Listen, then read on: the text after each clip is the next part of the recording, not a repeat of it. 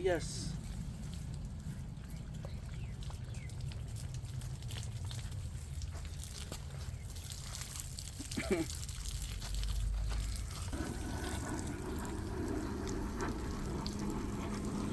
Mas maigi diligan lagi yung kamuting kahoy para mabilis lumaki. May mga sibuyas tayo dito kasi madamo. Mga sibuyas yan. And dito yung dito yan may mga kampa. May kamuti.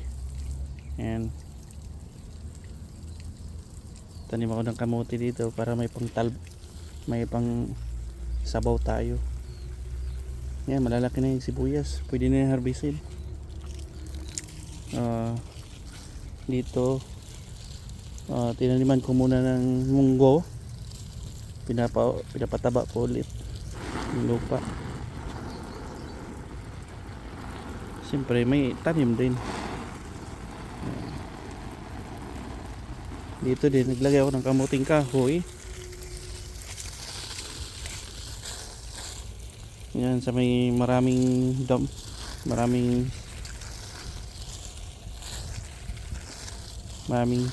sagbot guys. May okra dyan. Minsan ko lang dinidiligan to dito. Kasi natabunan kasi ng mga damo. Kaya patay na dahon. Halo-halo na. Siguro kasi ng yan. Lahat yan didiligan. May sibuyas ako dahon doon. Mamaya magtatanim tayo ng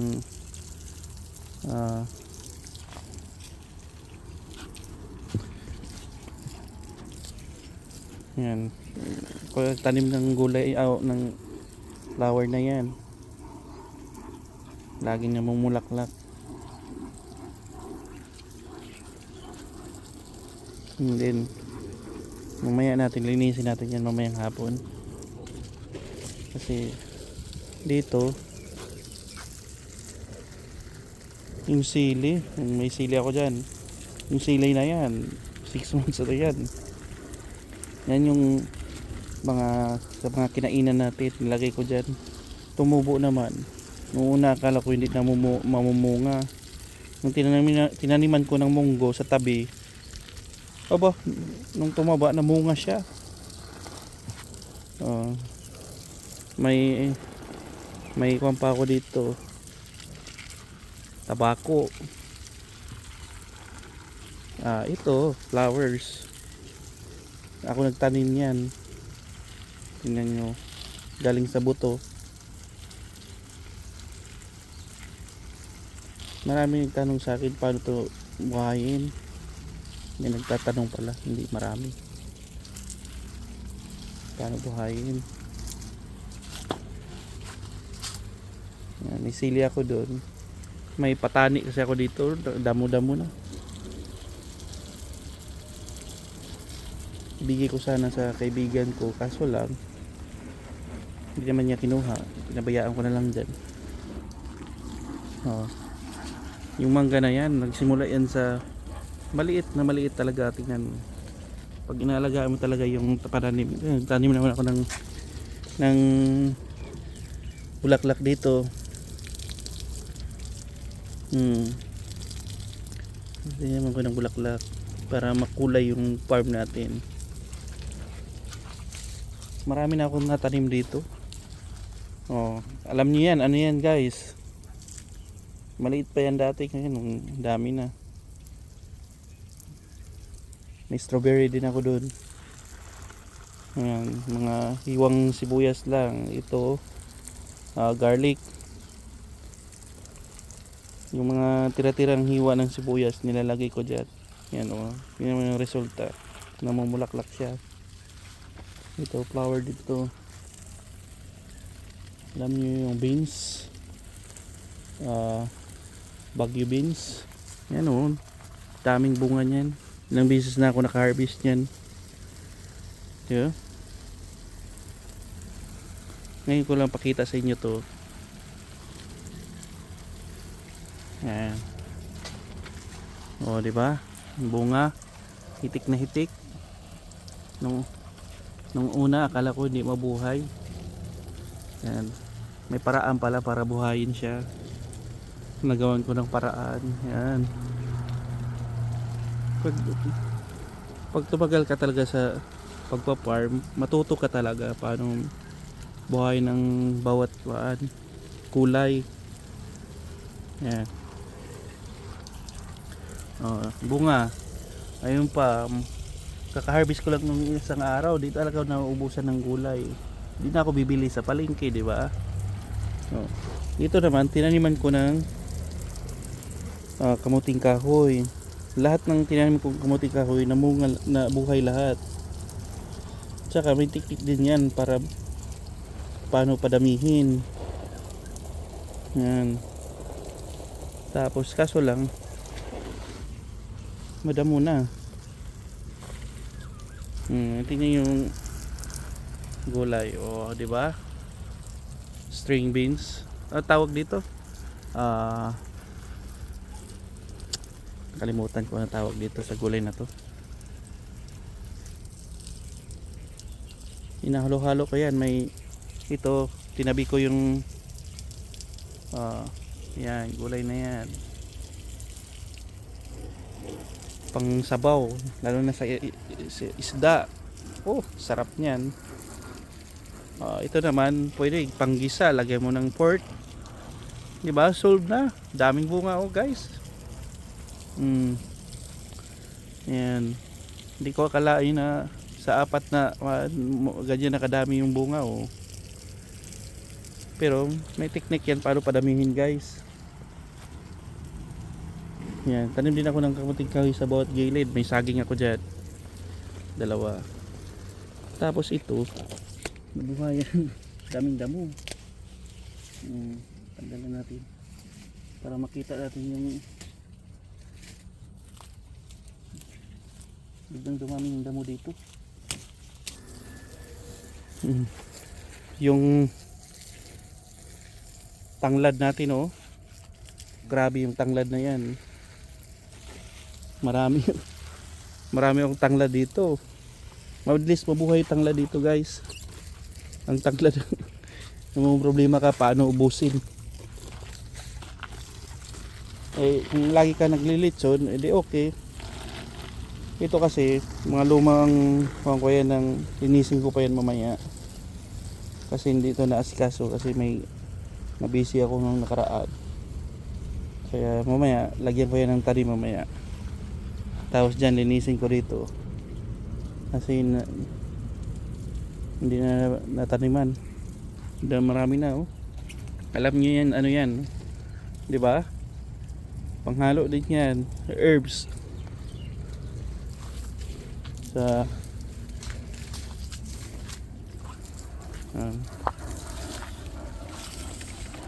yan. Update sa nagtanim niyan madamo na siya pero laging namumunga. Strawberry, hindi ako nauubusan ng strawberry mahal pala ang presyo ng strawberry. Yan, dumami na yung strawberry, malalaki na dyan. Kaya niready ko yan, pinataba ko kasi yung lupa na yan para sa taniman na naman ulit.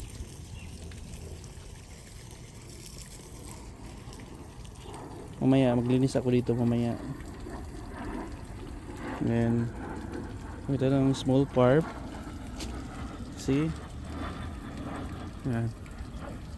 Sinabi ko sa inyo. Nagtanim ako dyan dati ng yun na lang naiwan. Sweet corn. May herbs din ako dyan. Lemon. May mga herbs din ako. Para kung maglitsyon ka, pwede. Maraming purpose yan guys. Doon may kalabasa. Naglagay ako sa mga gilid ng kalabasa. Tapos may kangkong ako doon. Pinagkasya ko talaga lahat ng kasuluk-sulukan ng Ito, pinapataba ko lang yan. Kaya nilagay ko ng munggo. Pag namulaklak na yan, taniman ko ulit yan. Oh. Maliit lang siya pero alam mo, di ka na gagastos ng karami-rami eh. Pwede ka namang magtanim. Yung bell, yellow bell, nabulaklak, lagi nang mamulaklak yan guys. Ang gandahan sa bulaklak na yan. Tumataas siya.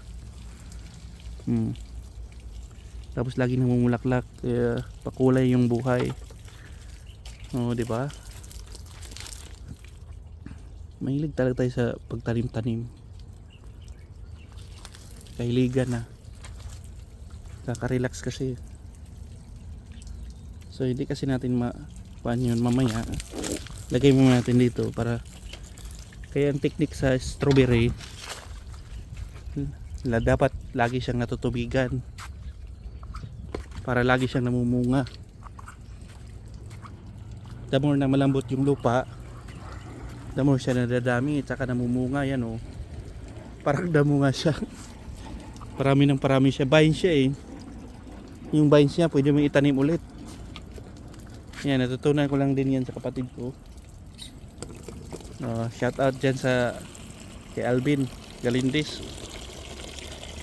Yan, may talong ako dito dati pero matanda na oh, naubos na. Magtanim ako ulit. Tanim ako ng kamuting kahoy dito, kamuting kahoy. Malaki na yung labasa ko, kakatanim ko lang yan, ilang araw pa.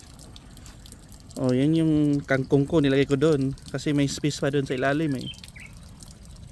Di ba? Chinese kangkong. Guava, namumunga na yan. Nag-trim lang ako para hindi siya lumaki ng mataas. Yun yung bunga niya na malalaking bayabas. Yan yun. Ito naman, sibuyas dahon. Dahon lang to. Dito, sibuyas talaga to. Tinanim ng father and mother. Ito yun yung sibuyas niyo. Pwede nang harvestin yan. Gusto kasi nila ng update. Ang lemon, namumunga na din oh. See? Pag magtiyaga ka talaga, may aanihin ka. Kahit maliit lang na area, pwede mong i-landscape oh. Yan dito, nilagyan mo ng mga flowers. Para, di ba? Sabi nga, hindi lang naman vegetable ang tatanim mo. Ito yung patani.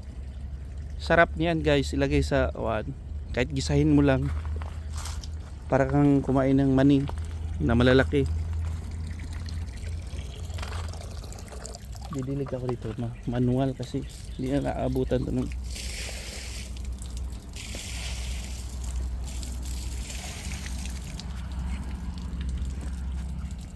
yan. Mamaya i-update ko kayo kasi ngayon madumi pa kasi yung area eh. Nilinisin ko ulit to mamaya. Gusto nyo mag-harvest ng patani, meron mga patani ako dito oh. Kamuti, buhay na. May mga sibuyas ako dyan sa dulo nun. Yan, naglagay ako ng kamuting kahoy dyan, di ba? Ayan, si mother and father yan nagtanim ng sibuyas. Yan,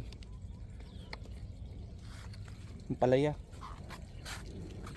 Dati may ampalaya kasi dyan. Siguro yung naiwan ng mga sira-sira.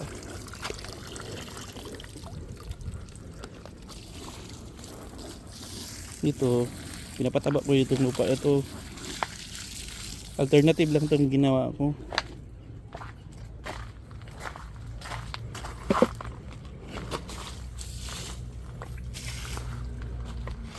Kailangan kasi ang paghahalaman kasi kailangan yung alagaan din. May mga karakteristik yan, bawat malalaman mo yung karakteristik ng bawat tanim mo. Kasi siyempre makikita ka paano kaya ito buhayin, siyempre. Ayan. Kaya pinapatagasan ko ng tubig yung strawberry Kaya ang dami-dami na ng strawberry ko. Nung una hindi ko alam paano kanyan technique, water talaga pala. Water treatment yan sa kanya. Ah, yung munggo alternative para papataba ng lupa. Tapos pagkatapos niyan, yung mga tira-tirang pagkain sa bahay, yun yung iabuno mo.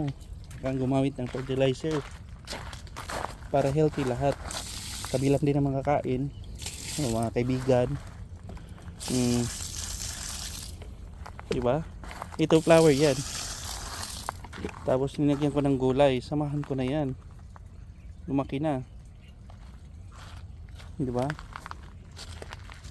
Tiyagaan lang, sabi nga pag may tiyaga may nilaga. Oh yan, mamaya malinis din mamaya. Tingnan nyo yung update mamaya guys. Yun yung small farm ko, oh. Yung kubo, yung pakita kasi whole na update dito. Namili kasi ako ng minggo, gusto ko itanim dito. Diyan ko gusto itanim yung minggo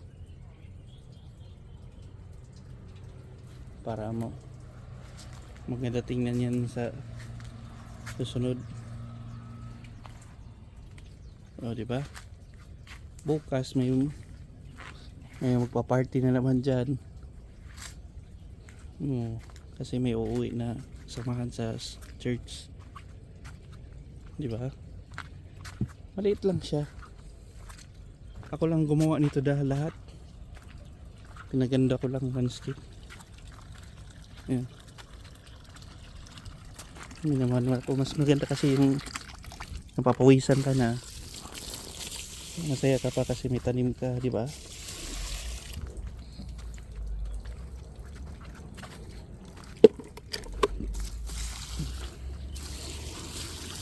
Isa na lang ang hindi ko pa napapatubo dito, yung luya, mga luya ba ba? Luya guys, ang hirap patubuin. Nahanap ko ng paraan paano makapatubo ng luya. Mahirap kasi yung lupa nila, matigas pag nabasa, sobrang lambot. Pag tubigas naman, sobrang tigas, parang bato. Ito yung sinabi ko sa inyo na jackfruit dito sa Taiwan, yung kulay orange pag nahinog na siya, masarap daw. Herbal fruit nila. May prutas din ako ilagay dito, kaso hindi pa namunga na to isang beses eh.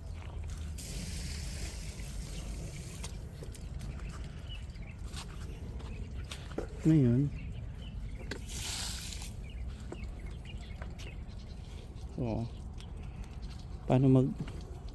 paano mag-alaga ng pananim. Araw-araw mo lang diligan, tapos tiyaga lang, patience, and then makakita ka na ng nabukasan. Bunga. Simpleng lugar lang. Mag-landscape ko yan. Yung Bermuda ko hiningi ko lang sa kapitbahay yan. Yan, si Ate Tidyan nagbigay.